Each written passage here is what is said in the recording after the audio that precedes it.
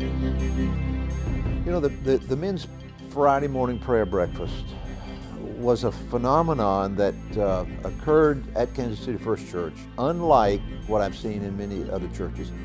We met together around tables, we talked, we shared, we of course ate together, laughed together, but then we prayed together.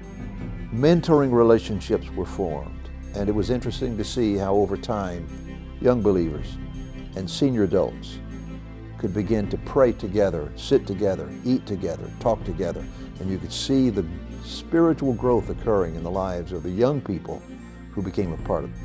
The prayer breakfast impacted my life because I saw God work in a powerful way in the lives of the people sitting around the tables, but also I became aware of answered prayers. Out of that came many other things that occurred. In that place, wonderful relationships were formed. In that prayer time, at times, there were struggles going on that not everyone knew. I sometimes was aware, other times other people were aware, but I knew that connections were made in that prayer time that could not be made anyplace else. We prayed for marriages that need to be healed. We prayed for our kids that need to be brought back to Jesus. We prayed for our grandchildren. And my memory is that we saw God answer those prayers.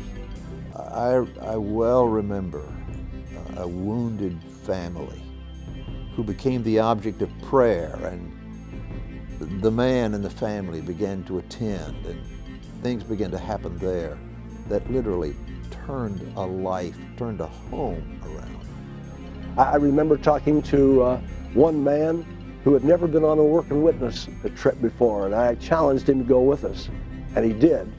And man, his life was changed forever. When you think of the prayer that would occur there when we were under financial pressure, and the men would pray on a Friday, and time after time, God would answer prayer on Sunday, and you'd have to believe the connection was direct. Somehow, God spoke to the hearts of people.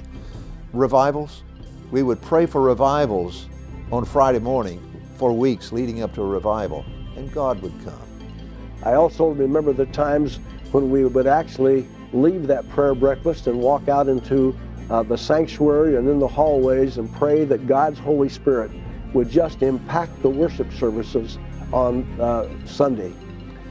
Those Friday morning prayer times were significant centers of growth, of stability, and of inspiration, as well as healing and wonderful redemption stories. I remember a morning when a man came broken, a non-believer who continued to come for some weeks, and in a Friday morning prayer breakfast, prayed through. Those are the kinds of things that gave life and energy and power, spiritual power, to Kansas City First Church.